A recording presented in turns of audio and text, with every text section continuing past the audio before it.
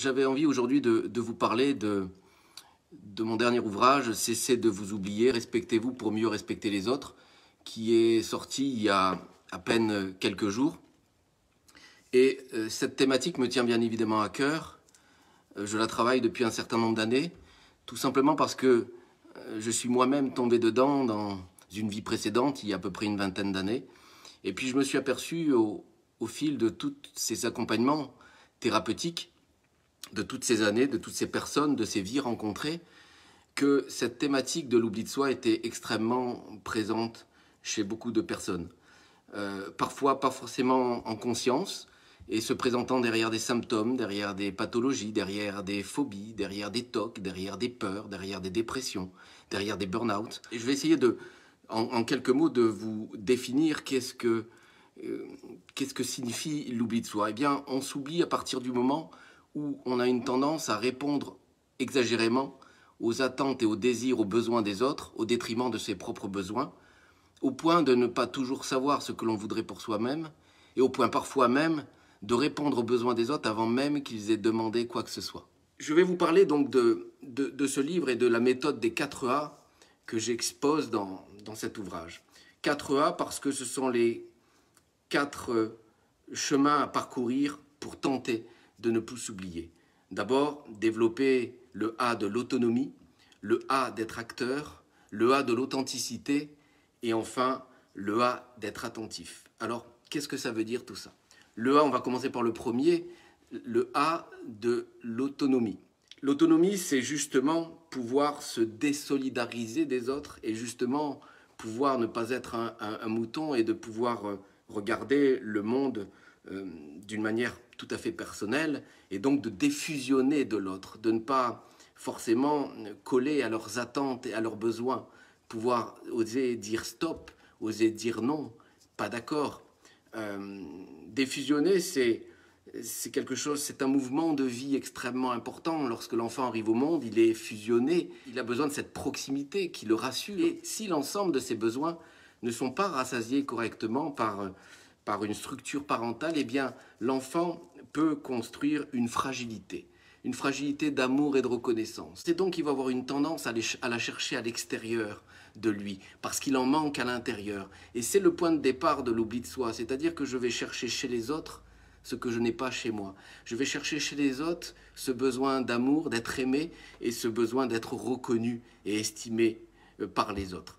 Et je vais chercher ça à mon propre détriment, puisque je vais tenter par des injonctions, par des je dois, par des il faut, d'adhérer à ce que les autres peuvent attendre de moi pour tout simplement être aimé et reconnu de leur part. Nous rêvons tous d'être des oiseaux, parce que l'oiseau, c'est la symbolique de la liberté, et tellement d'artistes ont utilisé cet oiseau, comme la colombe de la paix, voilà, cette espèce d'oiseau qui est un animal symbolique de liberté. Et bien, lorsque nous sommes englués dans nos besoins d'amour et de reconnaissance, que nous quémandons cet amour et cette reconnaissance, eh bien, nous pouvons nous comporter non pas comme un oiseau, mais comme un pigeon. Et voyageant beaucoup pour mes conférences, eh bien, les pigeons, je les croise de partout, sauf dans le ciel. Ils sont dans les halls de gare, ils sont parfois à nos pieds pour quémander quelques miettes. Et bien, nous pouvons être de cette sorte-là lorsque nous sommes fragiles à l'intérieur dans notre quête d'amour et de reconnaissance. Nous pouvons nous tourner vers l'extérieur et être un peu comme des pigeons qui cherchent, qui quémandent l'amour et la reconnaissance des autres. Et donc pour cela, eh bien, on va tenter d'être gentil, d'être serviable, d'être à la hauteur, de ne pas faire de vagues. Et on va être habité par 2 émotions fondamentales de l'oubli de soi, la peur et la culpabilité. La peur de l'autre ou la peur de perdre l'autre, et la culpabilité de ne pas en faire assez, de ne pas être assez gentil, de ne pas être assez efficace, assez professionnel. Enfin, on peut mettre des tas de choses derrière la culpabilité qui fait que ces deux émotions, la peur et la culpabilité, vont m'emmener à être extrêmement attentif au regard des autres. Et donc, s'oublier, c'est ne pas être affranchi du regard des autres. Voilà, ça c'est le point de départ. Et l'autonomisation, c'est justement ça. S'autonomiser, c'est tenter de retrouver à l'intérieur cette estime de soi, cet amour et cette reconnaissance que nous pouvons nous donner, cet amour de nous-mêmes que nous pouvons nous donner pour éviter d'aller la chercher et l'attendre des autres. Parce que attendre des autres ce que nous n'avons pas en nous, nous prenons un risque dans ces cas-là. Nous prenons le risque de ne pas l'avoir. Et donc de donner excessivement et de ne pas recevoir en retour. Et ça peut nous mettre dans des situations délicates où nous finissons finalement par en vouloir aux autres d'avoir tant donné et de recevoir si peu en retour.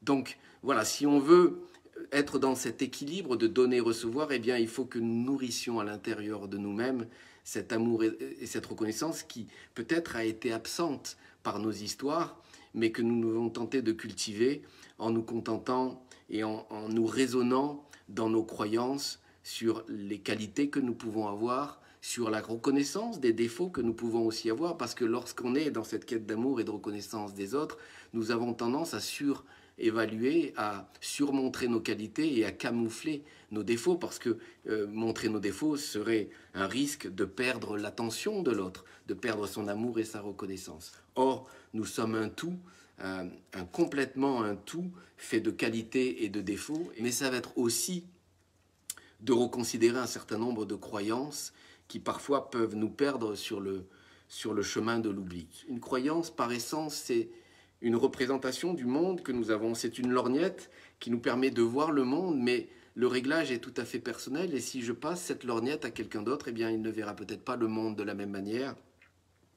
Et donc, du coup, sa perception sera différente.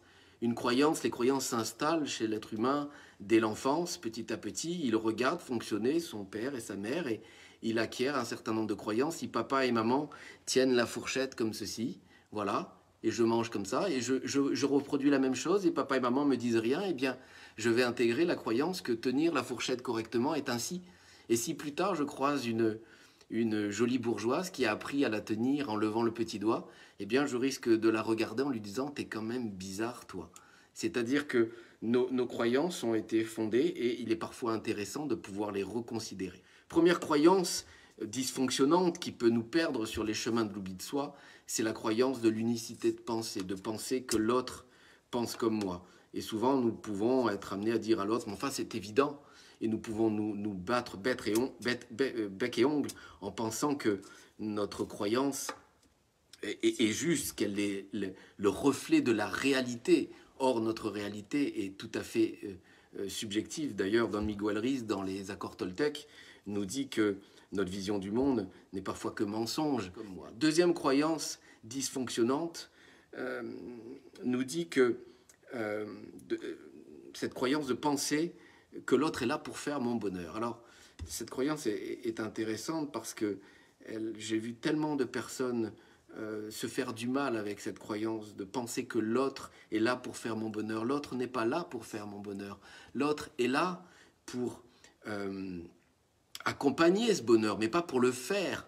Il est là pour le partager. Il est là pour apporter sa pierre à l'édifice. Mais il n'est pas là pour faire mon bonheur. C'est une trop grande responsabilité qui repose sur une personne de devoir faire le bonheur d'une autre. C'est une absurdité. Et d'ailleurs, cette personne risque un jour ou l'autre de nous le faire payer, ou nous pourrons aussi lui faire payer parce qu'elle sera en dessous de nos attentes. Hein, donc, cette croyance de penser que l'autre est là pour faire mon bonheur est vraiment une absurdité. Et je souhaite à tout le monde, bien évidemment, de rencontrer l'amour et de vivre ça. Mais l'autre n'est pas là pour faire mon bonheur. Il y a d'ailleurs des phrases qui sont parfois extrêmement indicatives de ça. Lorsque des gens me disent parfois « l'autre est tout pour moi. Sans lui, je ne suis rien. L'autre est ma moitié. » Voilà des phrases qui, parfois, m'inquiètent parce qu'elles me parlent de cette croyance-là. Et cette croyance, il me semble qu'elle nous conduit vers des schémas d'oubli de soi. Et troisième croyance que je rencontre également souvent est la croyance consistante à penser que plus je contrôle mon environnement et plus j'ai des chances d'être heureux. Voilà, là c'est la croyance de l'exigence et de la perfection, tenter d'être le plus impeccable possible aux yeux des autres, et donc pour ça, tenter de contrôler un maximum les choses pour que tout soit le plus parfait, pour que tout rentre dans un carré, que tout soit sous contrôle, que tout soit anticipé, que tout soit là, à portée de main. Et je me rends compte que, bien évidemment, cette croyance n'est pas tenable. Elle peut nous conduire, professionnellement d'ailleurs, dans des épuisements professionnels.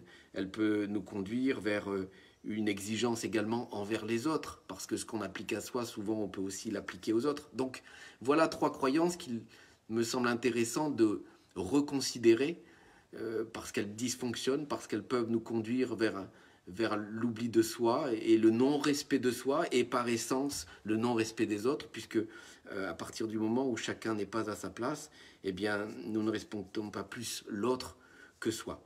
Se pose la question de l'amour derrière tout ça. Parce que aimer, comment peut-on aimer en étant autonome? Eh bien, c'est la grosse différence entre l'amour et l'attachement. Et ça, j'accorde dans mon livre énormément d'importance à cela.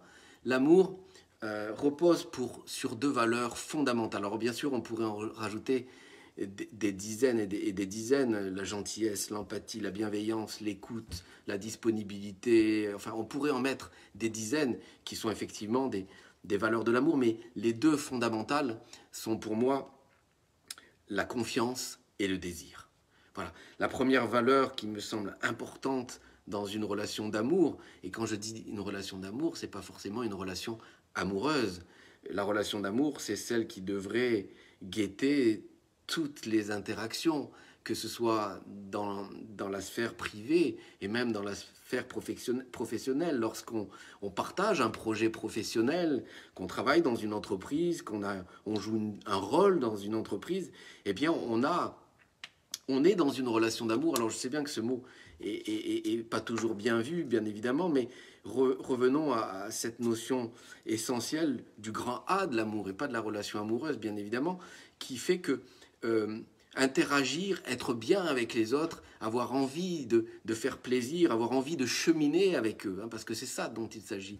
L'amour repose sur le cheminement avec les autres, et bien repose sur la confiance et le désir. Et le désir, bien évidemment, n'est pas que le désir de la relation amoureuse, c'est le désir d'aller ensemble vers quelque chose, d'aller ensemble vers un projet, vers une aventure que nous partageons. Et voilà, les 2 valeurs de l'amour sont là, alors que la relation d'attachement va reposer sur le contrôle et la possession. Et souvent, on va rencontrer dans les personnages qui sont dans l'oubli d'eux, des personnages qui vont être contrôleurs. Contrôleurs pour être sûr que l'autre est là pour moi, que l'autre répondra à mes désirs, à mes attentes. Voilà. Et on peut confusionner ces deux façons de voir la relation à l'autre, l'amour et l'attachement, et c'est pas tout à fait la même chose. Dans une relation d'amour, il y a de l'espace pour soi, de l'espace pour l'autre et de l'espace pour nous.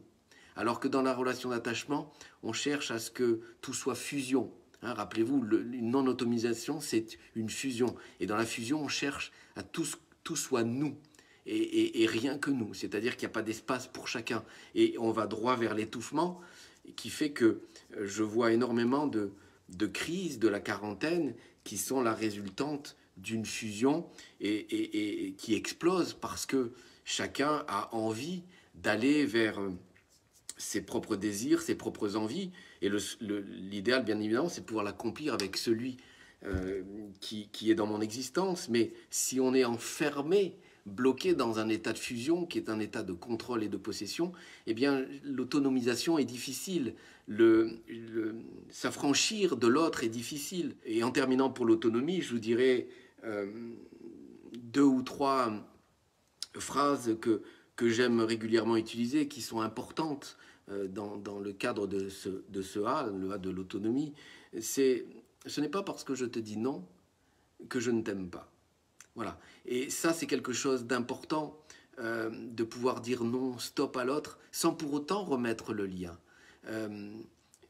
C'est 2 choses différentes. Une situation précise et un état relationnel sont 2 choses différentes. Ce n'est pas parce que je te dis non que je ne t'aime pas.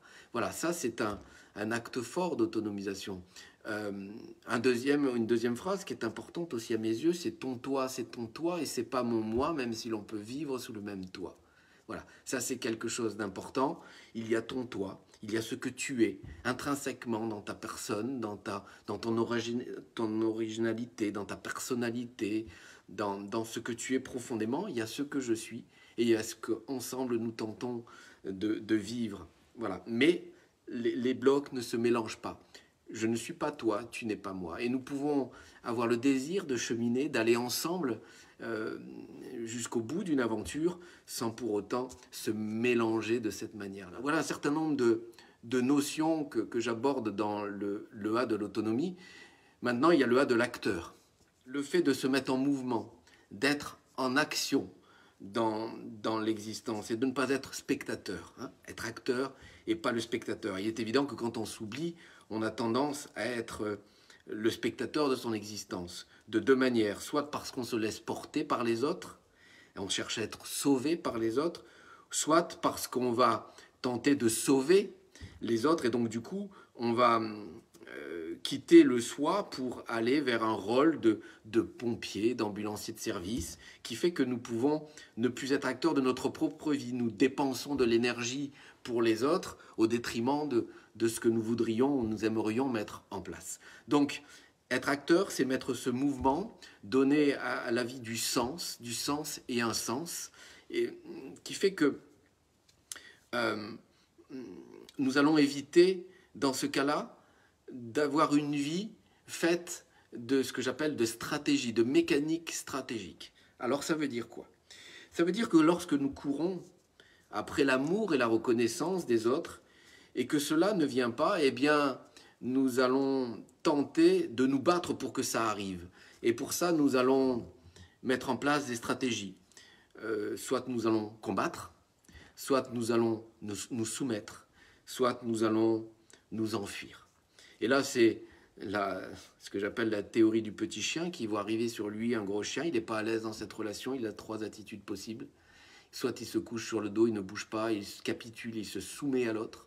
Soit il s'enfuit, soit il se bat. Or, ces stratégies ne nous donnent jamais la solution. Au contraire, elles génèrent de la frustration, de la colère et du danger. Parce que si je me bats contre plus grand et plus fort que moi, je peux me mettre en danger. Et si je me soumets à l'autre, je peux engranger de la colère, mais aussi du danger. Et lorsque je m'enfuis, je peux générer de la frustration. Donc les stratégies ne sont pas les solutions. Et pourtant, c'est ce que nous utilisons lorsque nous sommes exagérément dans cette quête d'amour et de reconnaissance, lorsque nous cherchons le regard des autres, lorsque nous sommes extrêmement attentifs à leur jugement, nous sommes tentés d'utiliser des stratégies qui, je le répète, ne solutionnent rien. Les Grecs, d'ailleurs, à l'époque, appelaient ça déjà des pharmacons, pharmacons signifiant remède et poison. C'est-à-dire qu'une stratégie à court terme peut être un remède, mais elle n'est pas une solution à long terme, elle ne résout pas les problèmes relationnels. Et que ces mécaniques stratégiques entraînent en plus des comportements toxiques, des comportements qui peuvent aller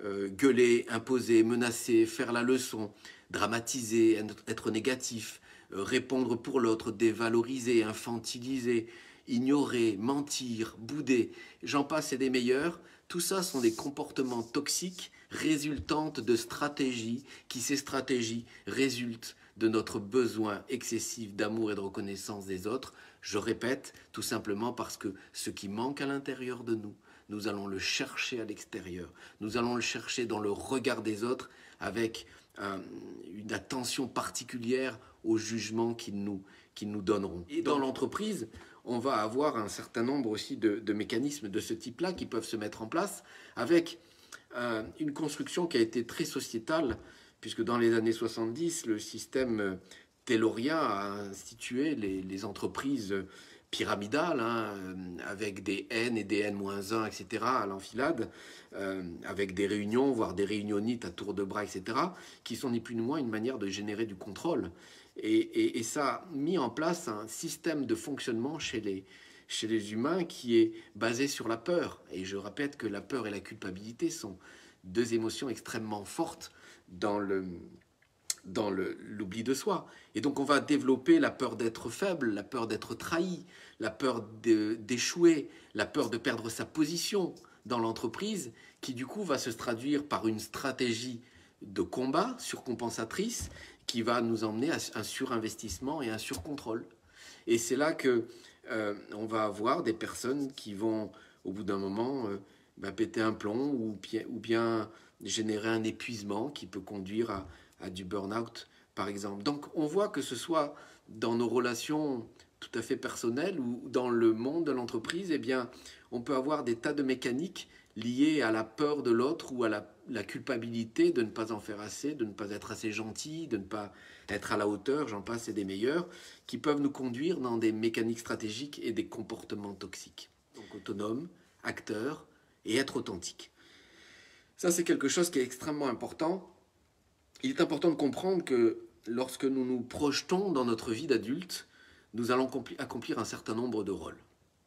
Nous allons avoir un rôle professionnel, nous allons avoir un rôle amoureux, nous allons avoir, et nous avons déjà par nos structures parentales, un rôle familial, et puis nous développons un rôle social avec des relations, des amis. Et ça, c'est ce que j'appelle être en périphérie. Ce sont les rôles que nous occupons par deux verbes qui prennent une place extrêmement importante, qui sont les verbes avoir et les verbes faire.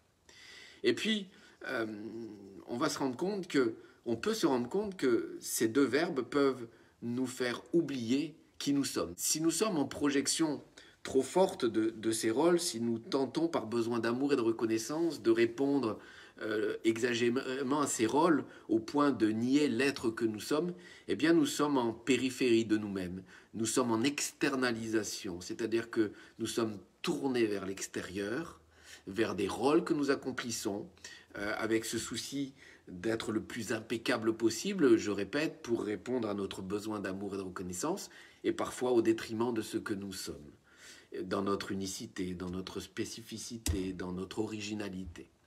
Et il va s'agir dans notre authenticité d'essayer d'être en conscience du fait que ce que je dis, ce que je fais, est en adéquation avec ce que je suis.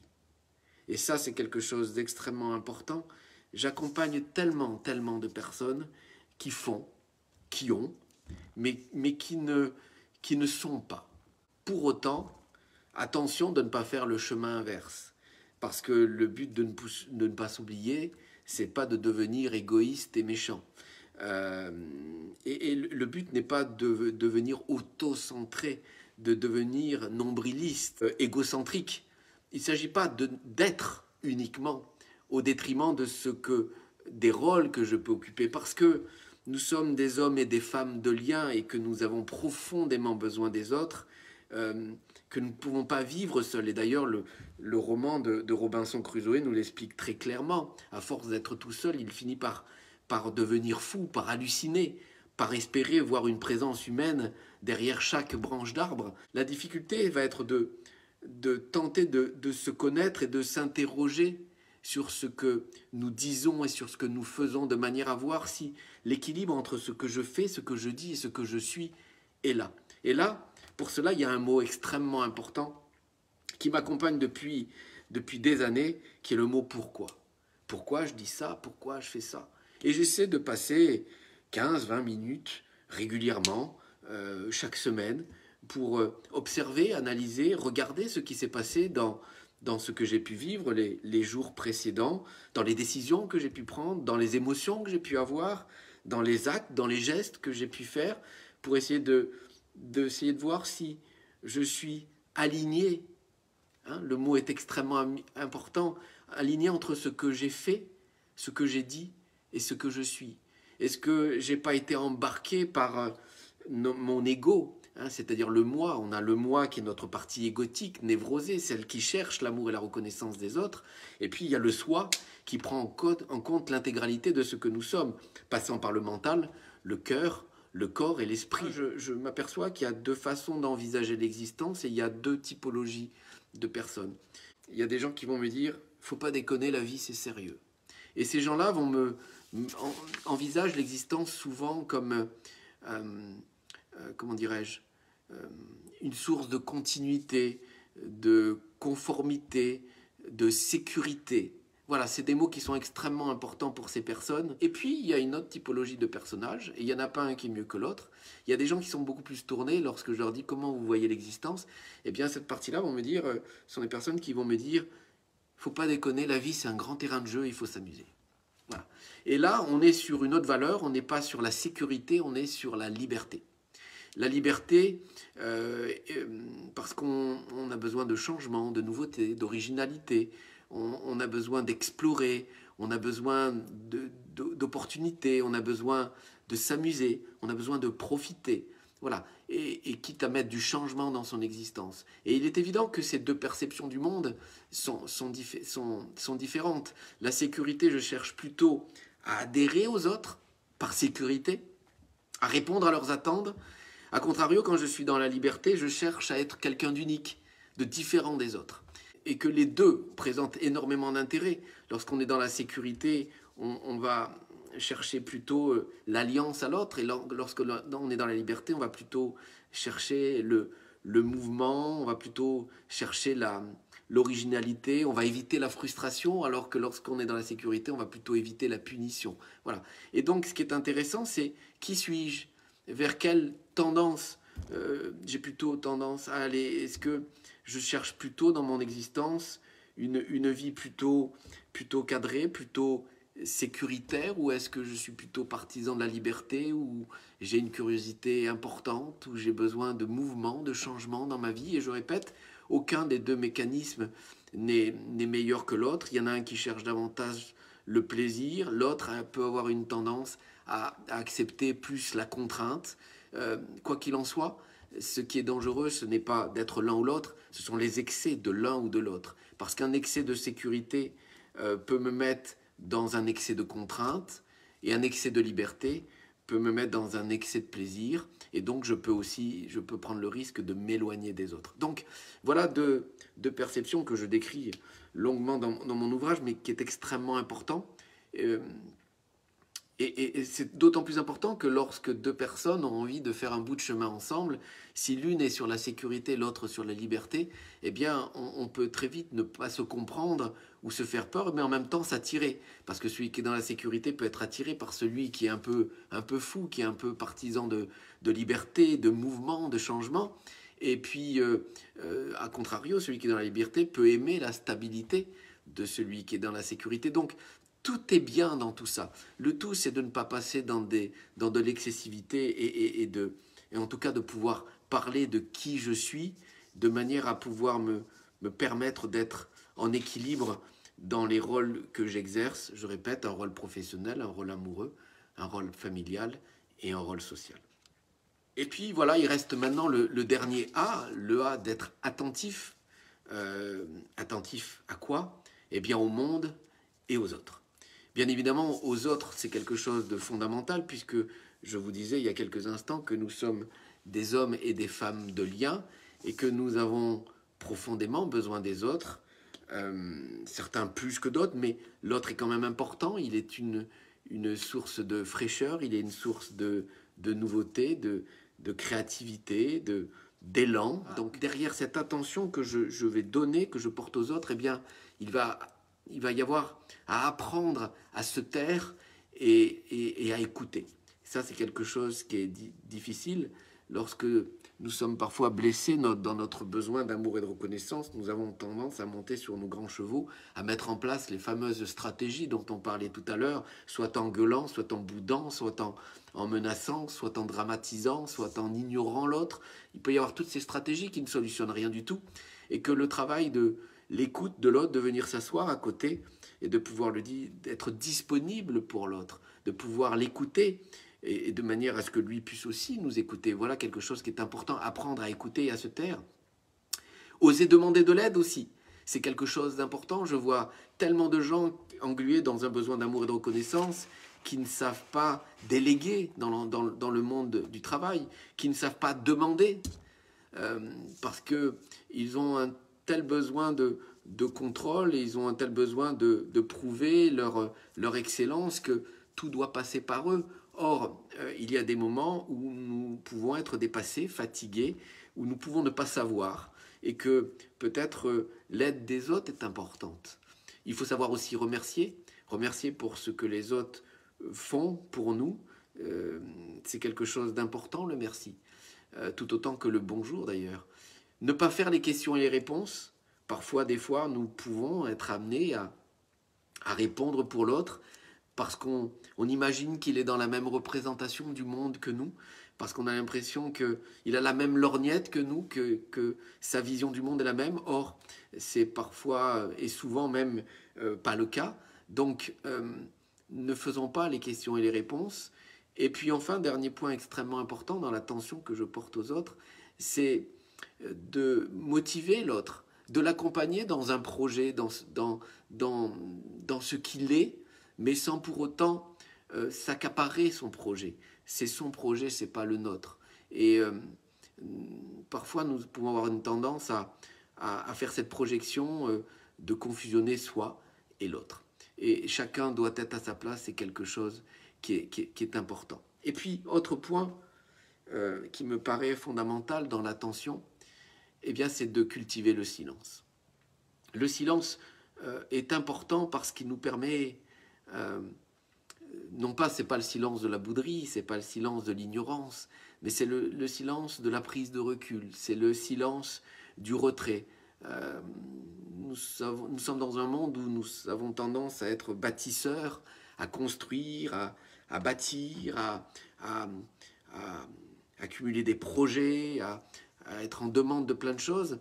Et je crois qu'il nous faut compenser ce bâtisseur par le mode berger. Ce berger, c'est cette personne qui, à certains moments, prend du recul, de la distance, de la hauteur.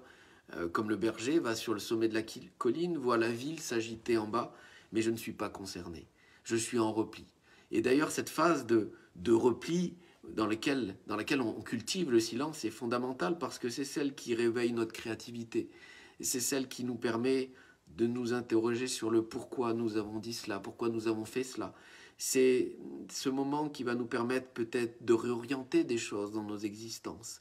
Donc le silence, c'est quelque chose d'extrêmement important, mais le beau silence, pas celui des stratégies, pas celui de l'ignorance, pas celui de la rétention d'informations, pas celui de la bouderie. Toutes ces choses-là sont des mauvais silences. Voilà, donc on a vu un petit peu, on a brossé très rapidement dans le temps qui m'est imparti les 4 A, donc d'être autonome, c'est-à-dire de ne pas répondre exagérément aux attentes et aux désirs des autres, c'est s'affranchir du regard et du jugement des autres en cultivant notre amour de soi et non pas aller le chercher dans ce que les autres voudront bien nous donner à travers nos actes et nos actions, d'être acteur de nos existences et non pas le spectateur, de donner du sens et un sens, de ne pas être embarqué dans une vie d'agitation, dans des stratégies. J'accompagne des tas de gens qui s'agitent énormément dans des stratégies surcompensatrices, en étant des combattants à longueur de journée, en étant des pompiers de service, en éteignant tous les feux se présentant sur la terre, mais ils ne sont pas dans l'action, ils sont dans l'agitation. Hein, donc, ne pas être ni spectateur, ni agitateur de son existence.